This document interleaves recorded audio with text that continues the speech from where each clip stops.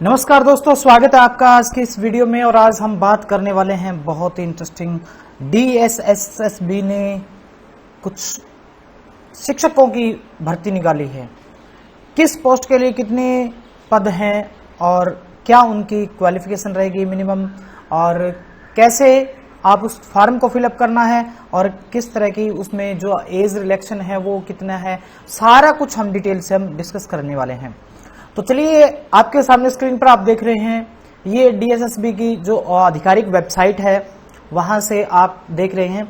और यहाँ आप अगर देखेंगे तो यहाँ नीचे व्हाट्स न्यू यहाँ पर आपको दिखाई दे रहा है एडवर्टाइजमेंट नंबर 03/2021। तो अगर आप इसको ओपन करते हैं तो आपको यहाँ से ये जो है लगभग 11.5 MB की ये फाइल है, आपको ये डाउनलोड करनी पड़ेगी। ये फाइल आपको यहाँ से खुलेगी। तो ये फाइल हमने ऑलरेडी यहाँ से डाउनलोड कर रखी है, तो ले चलते हैं आपको इस PDF में क्या है। तो देखिए, सबसे पहले तो इस भर्ती में विभिन्न पदों के लिए अलग अलग संख्या में पद है, विभिन्न शिक्षक पद के लिए, ठीक है। तो इसमें देखिए, सबसे पहले अगर आप देखिए ऊपर, तो ओपनिंग डेट ऑफ एप्लीकेशन, यानी कि एप्लीकेशन की ओपनिंग डेट क्या है, कब से शुरू होंगे फॉर्म भरने। तो आप यहां से देख रहे हैं 4 जून 2021, 4 जून 2021 से लेकर के 3 जुलाई 2021 तक आप इस फॉर्म को ऑनलाइन अप्लाई कर सकते हैं। अब दूसरी बात आती है कि किस पद के लिए कितनी सीटें हैं। तो आप सबसे पहले देखेंगे ट्रेंड ग्रेजुएट टीचर यानी TGT, जिसको हम राजस्थान में सेकंड ग्रेड कहते हैं और अदर स्टेट में TGT कहते हैं, जो कि ग्रेजुएशन प्लस BA या जो भी आपका स्पेसिफिक सब्जेक्ट है BA का, वो मायने रखता है। और इसके लिए बंगाली के लिए पहली सीट है, बंगाली फीमेल के लिए। देखिए क्या है, दिल्ली के जो स्कूल हैं, DSSB के जो स्कूल हैं, उनमें मेल के लिए अलग वैकेंसी आती हैं और फीमेल के लिए अलग आती है। तो ये ट्रेंड ग्रेजुएट टीचर बंगाली के लिए फीमेल जो है, उसकी सीटें कुल कितनी है, तो अनरिजर्व सीट है, केवल एक सीट है और वो भी जनरल है। EWS, OBS, OBC, SC, ST तो और कोई सीट नहीं, सिर्फ एक सीट है बंगाली फीमेल के लिए। दूसरे नंबर पर देखें, पोस्ट कोड है 50/2021, TGT इंग्लिश मेल के लिए, ये मेल कैंडिडेट्स के लिए है। और इसकी जो है EWS के लिए 48 सीट हैं और 483 सीटें हैं अनरिजर्व यानी जनरल कैटेगरी के लिए। क्योंकि जनरल कैटेगरी की इसलिए मैं ज्यादा फोकस कर रहा हूं क्योंकि जो अदर स्टेट के कैंडिडेट हैं, वो चाहे SC है, ST है, OBC है, वो सारे के सारे अनरिजर्व माने जाते हैं, यानी सामान्य श्रेणी में माने जाते हैं। तो TGT इंग्लिश की जो है वो 483 सीटें हैं अनरिजर्व के लिए, EWS के लिए 48 है और OBC के लिए 277 और SC के लिए 69 सीटें हैं और ST के लिए 152 सीटें हैं। कुल जो है 1029 सीटें जो हैं इसमें इंग्लिश TGT मेल इंग्लिश के लिए है। इसके बाद में देखेंगे तीसरे नंबर पर 51/2021, इसमें जो है इंग्लिश फीमेल के लिए है। इसमें 25 सीटें हैं EWS के लिए, अनरिजर्व यानी सामान्य के लिए 381, 179 OBC के लिए, 188 SC के लिए और ST के लिए 188 सीटें, कुल 961 सीटें इसमें दी हुई हैं। इसी तरीके से उर्दू के लिए, उर्दू मेल के लिए है, जिसमें 14 EWS के लिए, यानी कि ये मैं इसका लिंक डिस्क्रिप्शन में दे दूंगा, आप कहां से इसको डाउनलोड करना है पूरी पूरे देख सकते हैं। इसके बाद में उर्दू मेल और फीमेल दोनों के लिए है। अब देखिए TGT संस्कृत मेल के लिए और TGT संस्कृत फीमेल के लिए, देखिए इसमें जो है अब की बार काफी वैकेंसी आई है। इसमें 390 अनरिजर्व के लिए है, 25 जो है EWS के लिए है, OBC के लिए 275 और SC के लिए 115। तो ये जो सीटें हैं संस्कृत मेल के लिए है। फीमेल के लिए बहुत बड़ा चांस है, आप अगर एग्जाम अपीयर करते हैं तो आपको निश्चित रूप से वहां सफलता मिल जाएगी। तो आप अच्छे से इसके लिए तैयारी करें DSSB के लिए, क्योंकि मैं खुद इसमें सिलेक्टेड हूं। जो 144/2017 जो वैकेंसी थी उसके अंदर, हालांकि मैंने ज्वाइन नहीं किया, तो उसमें मैं आपको बता रहा हूं कि उसमें मात्र जो है 56 सीटें थी जनरल की, और उसकी कट ऑफ है काफी डाउन गई है क्योंकि वहां नेगेटिव मार्किंग भी होती है और कंपटीशन इतने बड़े लेवल पे होता है। लेकिन अगर आप यहां इन सीटों की संख्या देखें 390 और 327, तो यहां पर आपके लिए बहुत ही आसान होने वाला रास्ता। अगर आप एग्जाम में बैठते हैं और आप अपना जो जितना आप अच्छे से तैयारी करके जाते हैं, तो आपका निश्चित सिलेक्शन वहां है। तो इसके बाद में देखिए TGT संस्कृत के बाद में देखिए TGT पंजाबी, जिसमें देखिए 17 जो है EWS के लिए है और अनरिजर्व 173 सीटें हैं, यानी कुल 382 सीटें इसमें आई हुई हैं। और फिर जो है टीजीटी पंजाबी फीमेल के लिए है, तो इसमें 15, 223, 140, 69, 45, 492 कुल सीटें जो है वो टीजीटी पंजाबी के लिए आई हुई हैं। अब ये तो है सीटें। अब देखिए इसमें क्या क्या आपकी क्वालिफिकेशन क्या होनी चाहिए, इसके ऊपर हम जो है डिस्कशन करने वाले हैं। तो बने रहिए इस वीडियो के साथ और पूरा अंत तक देखिए, क्योंकि हम आपको एक एक बारीक चीज जो है उसमें हम बताने वाले हैं। देखिए ये सारी की सारी भर्तियां टीजीटी है, इसलिए इसमें जो है वो क्वालिफिकेशन जो आपका सब्जेक्ट स्पेसिफिक हो सकता है, बाकी जो सामान्य है वो आपकी बिल्कुल सामान्य रहती हैं, वो चीजें जो बिल्कुल सभी में एक जैसी रहती हैं।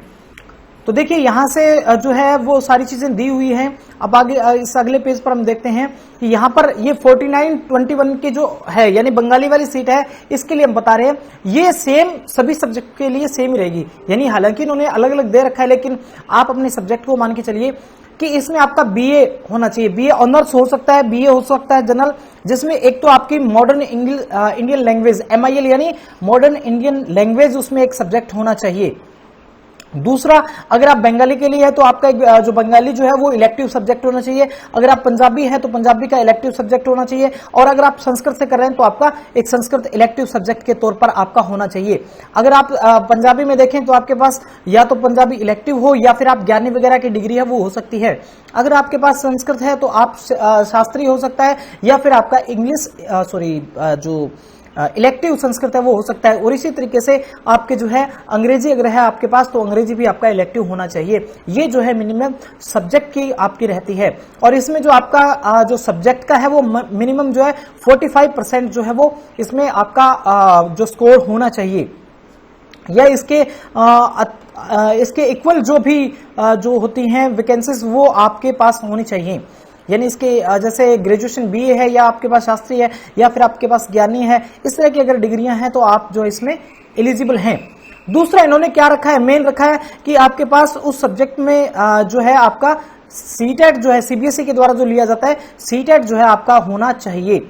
सीटेट इसमें होना जरूरी है। सीटेट पास कैंडिडेट ही अप्लाई कर सकते हैं। तो ये बहुत बड़ा चांसेस बनता है आपके पास, बहुत आसानी से एक साधारण सी तैयारी में आप यहाँ पर क्वालिफाई कर सकते हैं। और अच्छी सैलरी 4600 ग्रेड पे, यानी कि अगर हम बात करें राजस्थान के कॉन्सेप्ट से तो यहाँ पर आपको जो लेक्चरर होता है वो 4800 ग्रेड पे में होता है, और आपको यहाँ पर सेकंड ग्रेड की जो भर्ती है वो 4600 ग्रेड पे मिल रही है। और यहाँ के HRA वगैरह भी बहुत है। आपको जो ज्वाइन करते हो तो 65,000 प्लस आपकी सैलरी होती है शुरू में, तो बहुत ही अच्छा चांस है आपके पास। इसके बाद में देखिए ये बी क्लास की जो सर्विस है नॉन गेजेटेड है, गेजेटेड नहीं है, नॉन गेजेटेड है, और बी क्लास की ये सर्विस है। इसके बाद में अगर देखें तो दूसरा आपका एक तो सब्जेक्ट का हो गया, प्लस आपका हो गया सीटेट का, और जो है इसके बाद में एज की बात आती है। सबसे महत्वपूर्ण बात है एज।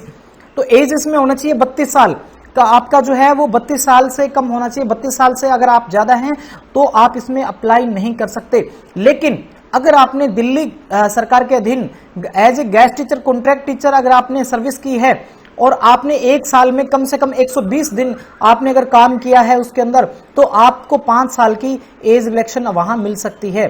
आपको 5 साल तक की जो है वहां पर एज में आयु में छूट मिल सकती है, अगर आपने वहां पर गेस्ट टीचर के तौर पर, कॉन्ट्रैक्ट टीचर के तौर पर कम से कम एक साल में 120 दिन आपने अगर काम किया है तो आपको 5 साल की उम्र में छूट मिल सकती है। ठीक है। इसके अलावा जो आपकी SC ST अगर आपके पास सर्टिफिकेट है तो फिर उसके आधार पर भी आपको उम्र में छूट मिलेगी। तो ये था। इसके बाद में आप अगर दूसरी भर्तियों की देखेंगे तो सभी के अंदर सेम टू सेम चीजें यही क्वालिफिकेशन होती है। और इसके बाद में हम डिस्कस करने वाले हैं कि इसमें इसका प्रोसीजर क्या रहेगा, कैसे आपको इसमें अप्लाई करना है, या फिर इसकी तैयारी किस तरीके से करनी है। तो तैयारी किस तरीके से करनी है वो आपको मैं अलग से एक वीडियो बनाऊंगा, उसमें आपको पूरा डिटेल में बताऊंगा, क्योंकि मेरा खुद का एक्सपीरियंस जो कह रहा है वो उस हिसाब से मैं आपको पूरी हेल्प करूंगा कि आप किस तरीके से इसको इस एग्जाम में अपीयर हो सकते हैं और किस तरीके से आप इस एग्जाम में सक्सेस हो सकते हैं। तो देखिए अब जो हम बात करने वाले इसका पेपर का पैटर्न क्या रहता है। मान लीजिए आपने जो है वो इंग्लिश का आपने जो पेपर आप जो इंग्लिश के लिए अप्लाई कर रहे हैं, अगर आप इंग्लिश के लिए अप्लाई कर रहे हैं तो आपके पास एग्जाम किस तरह का होगा, उसमें सिलेबस क्या होगा तो बता देता हूं। एग्जाम इसमें एक साथ ही 2 पेपर होते हैं। पहला पेपर होता है जिसमें आपके 20-20 नंबर के 5 पार्ट होते हैं, और सभी जो है वो पूरा पहला पेपर 100 नंबर का होता है। यानी पहला और दूसरा पेपर तो आपको एक साथ ही मिलेंगे, लेकिन पहला पेपर जो है वो उस विशेष महत्व इसलिए रखता है क्योंकि उस पेपर में उस पहले वाले पार्ट में आपको कम से कम 40% स्कोर करना पड़ता है। अगर आपके 40% नहीं है तो फिर आपका दूसरा जो है वो पेपर चेक ही नहीं होता, इसलिए मिनिमम क्वालिफाई करना पड़ता है। आपको 40% जो है पहले पेपर में होना चाहिए। अब पहला पेपर जो है उसमें सिलेबस क्या रहता है, तो आपका 20 नंबर का हिंदी लैंग्वेज रहती है, 20 नंबर की अंग्रेजी भाषा रहती है, 40 नंबर प्लस 20 नंबर का रहता है मैथ, 60 20 नंबर की रहती है रीजनिंग, 80 और 20 नंबर का रहता है India GK, current affair, computer वगैरह। तो ये कुल मिलाकर के आपका 100 नंबर का पहला पेपर होता है और इस 100 नंबर में आपको मिनिमम 40 नंबर जो है वो लेने होते हैं क्योंकि पहला क्वालिफाइंग है। लेकिन अगर आप इसमें 40 से ऊपर मिनिमम अंक लेते हैं तो वो आपके फाइनल मेरिट में जुड़ते हैं। अगर आपने पहले पेपर में 39 ही स्कोर किया है और दूसरे में आप मान लीजिए 99 करते हैं तो भी आपको इस भर्ती के लिए कंसिडर नहीं किया जाएगा, क्योंकि इसमें पहला जो पेपर है उसमें आपका कम से कम 40% होना चाहिए, क्वालिफाइंग जो है उसमें 40% होना चाहिए। तो अगर ये आपके पास है तो आप आसानी से इस भर्ती को क्रैक कर सकते हैं। तो उम्मीद है आपको ये जानकारी अच्छी लगी होगी, अपने दोस्तों के साथ शेयर करिए, उनको बताइए। और अगर किसी प्रकार की कोई समस्या आती है फॉर्म भरने में तो मैं आपको बता देता हूँ फॉर्म भरने का भी तरीका कैसे है। तो आप क्या करेंगे, इस कंप्यूटर की स्क्रीन पर जाएंगे और उसमें जो है वो DSSB आप इसमें अगर सर्च करेंगे तो आपके सामने दो वेबसाइट आएंगी। पहली तो आएगी dssb.delhi.gov.in, ये तो वेबसाइट है, ये आपकी ऑफिशियल वेबसाइट जिसके ऊपर आपको ये सारी चीजें मिलती है। दूसरी ऑनलाइन है, ऑनलाइन के लिए जिसमें आपको फॉर्म वगैरह अप्लाई करना पड़ता है, जैसे dssbonline.nic.in।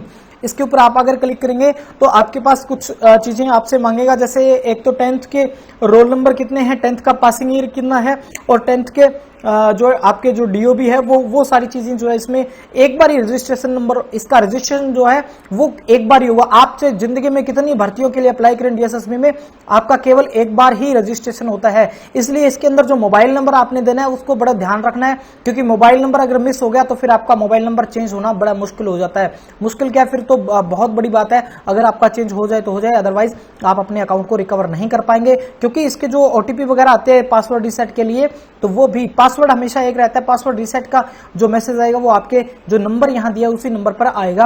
तो इसलिए अब बहुत ही सावधानी से ये डेटा जो आपने सेव करके रखना है, क्योंकि ये डेटा आपके लाइफ टाइम आप DSSB में जितनी भी वैकेंसीज के लिए अप्लाई करेंगे सभी के लिए यही यूजर नेम पासवर्ड होगा। यानी यूजर नेम पासवर्ड जो है, यूजर नेम आपका क्या होगा, आपके 10th के रोल नंबर और उसके बाद में 10th का पासिंग ईयर और उसके बाद में आपकी जो डेट ऑफ बर्थ है वह आपका रजिस्ट्रेशन नंबर ऑटोमेटिक इसमें जनरेट होगा और पासवर्ड जो आप लगाएंगे वही पासवर्ड होगा। तो उम्मीद है आपको ये सारी चीजें अच्छी लगी होंगी। एक बार वीडियो को लाइक कर दीजिएगा और इस वीडियो को अपने दोस्तों के साथ शेयर भी जरूर करिएगा। तो वीडियो देखने के लिए बहुत बहुत धन्यवाद।